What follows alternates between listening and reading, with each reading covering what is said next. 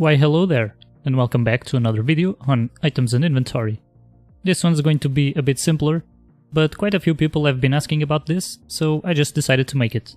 What we're gonna do is add a keyboard shortcut to open and close the inventory, and we'll also take a look at some code that hides our mouse cursor when the inventory is closed and shows it when the inventory is open, so that we can use this in an FPS style game. Let's start out by making a new script that I'm just going to call inventory input. We'll open up that script in Visual Studio, and I'm going to use the keyboard shortcut Ctrl-K, Ctrl-D to auto-format the script in a way that I much prefer, and then I'm going to delete the start method.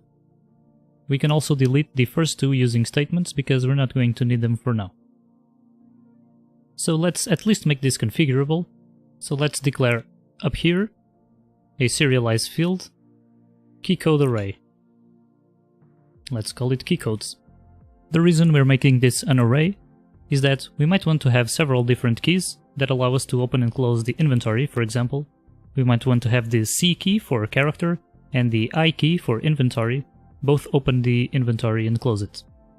And I'm actually going to rename this to toggle inventory keys, because all of the keys that we add to this array are going to open or close the inventory. We will also need a reference to our inventory game object, so let's declare another serialized field, this time of type game object, and we're just going to call it inventory game object. In the update, we need to loop through the toggle inventory keys array, and as soon as we find a key in this array that is being pressed, we do that by going input, get key down, and giving it the key at index I of the toggle inventory keys array. As soon as one of these keys is pressed, we need to open or close the inventory, depending on its current state, and we can just break out of the loop, because we don't want to accidentally press down several keys at once and having it open and close the inventory in the same frame. To toggle the inventory, we just need to go inventory game object.setActive, and now we give it true or false depending on whether we want the inventory to be active or not. Since we want to open it if it's closed and close it if it's open, we basically need to give it the opposite value of what it's currently at. So to do that, we go exclamation mark and then inventory game object.activeSelf. Now that we have the initial version of our script, let's add it to the scene and check out how we can use it. To add the script to our scene, the obvious place to put it would be in the character panel game object, right next to the character script. Unfortunately, this won't work, because we want to disable the character panel game object, and game objects that are disabled will not run the update of any of their scripts. So after closing the inventory, we won't be able to open it again, because the update won't be checking if we press the keys or not. So let's actually remove this from here and create a new game object that we're just going to call inventory input, just like the script. And we will add the inventory input script to this game object. Now we need to drag the character panel into the inventory game object variable, and let's add two possible keys to toggle the inventory. Let's go with C and I. We'll run the scene and check if this works as we are expecting it to. Pressing C hides the inventory, pressing it again shows it, and the same for the I key. Now that we have the basic showing and hiding of the inventory working, let's take a look at how we can hide and show the mouse cursor. Back in the script, let's make two methods. One that shows the cursor, and another one that hides it. To hide our mouse cursor, we just go cursor.visible equals false, and we will also go cursor.lockState equals cursorLockMode.locked. This will lock the cursor to the center of our window, which prevents it from going outside the window if we're playing in windowed mode, for example. because if we don't lock the cursor, even though we made it invisible, it can still move around. To show the cursor, let's copy and paste these two lines, and we'll make it visible equals true, and the lock state will be none. This allows our mouse to move freely. Now, if we want to show our mouse cursor when the inventory is open, and hide it when the inventory is closed, right after toggling the inventory open or closed, we need to check if the inventory game object is active, and if it is, we need to show the mouse cursor. If it isn't, we need to hide it. Let's take a look and see how this is working. When we hide the inventory, our mouse cursor is invisible, and when we open the inventory, our mouse cursor is visible again.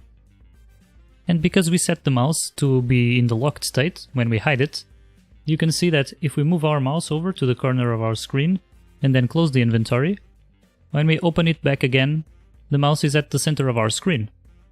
So if we're playing an FPS game, that's probably the expected behavior, so I think that's pretty good.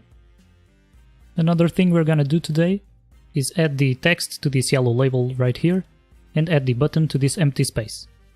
So let's create a new text object under our inventory game object.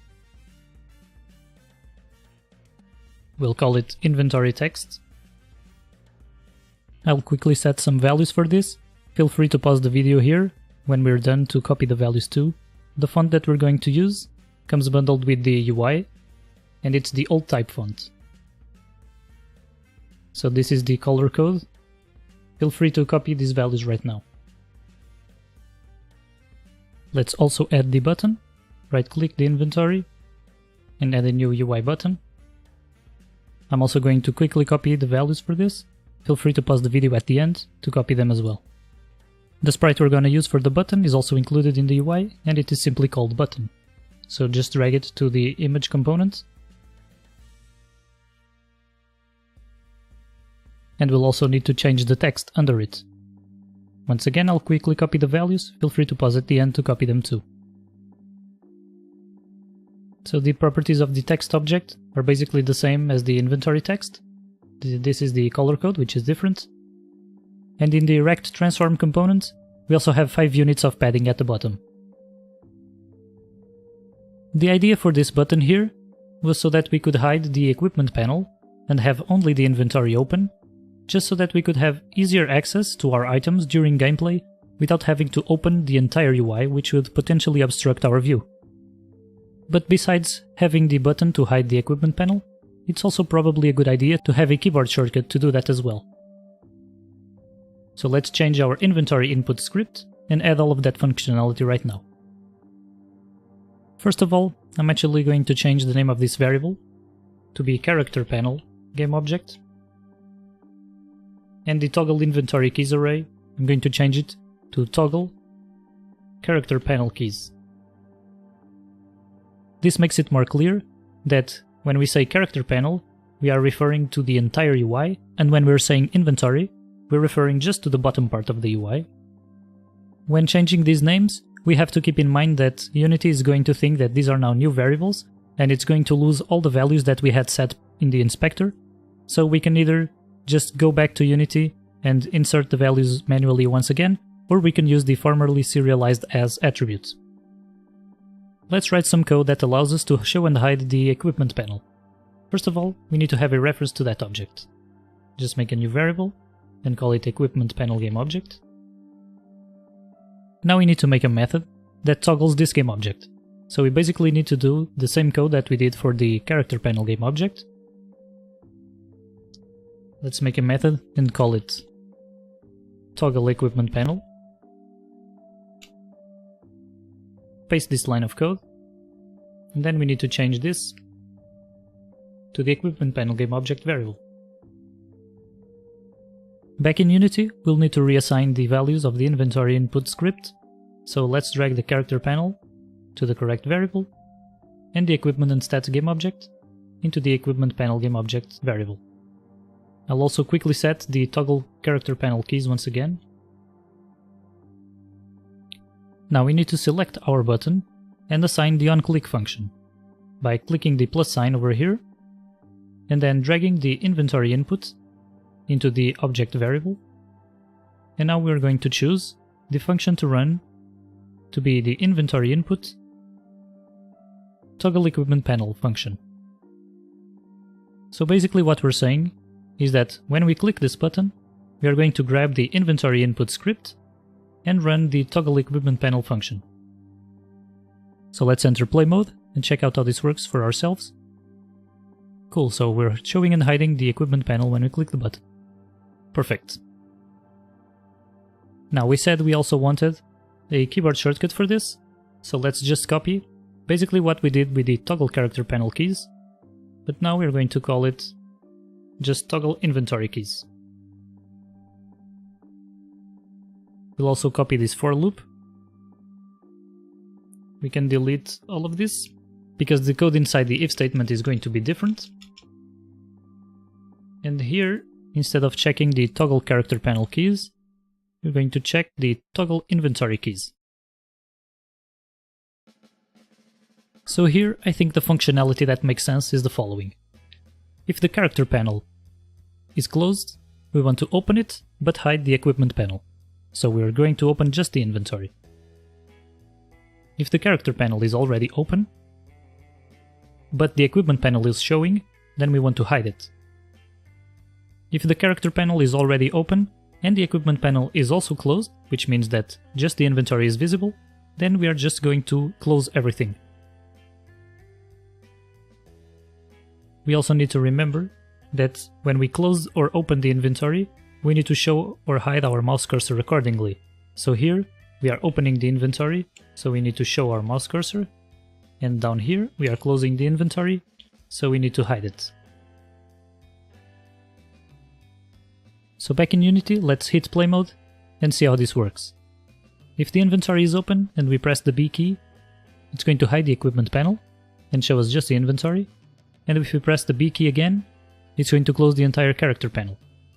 If we press the B key again, it's going to show us just the inventory, and if we keep pressing the B key, it's just going to toggle between showing us the inventory and closing the entire UI. To get the equipment panel back, we need to click the equipment button. Now, when back in our script, when we open the character panel using the C and I keys, we also want to open the equipment panel, so we just need to set equipment panel game object set active true. So this is it for this video. Thank you for watching. See you next time.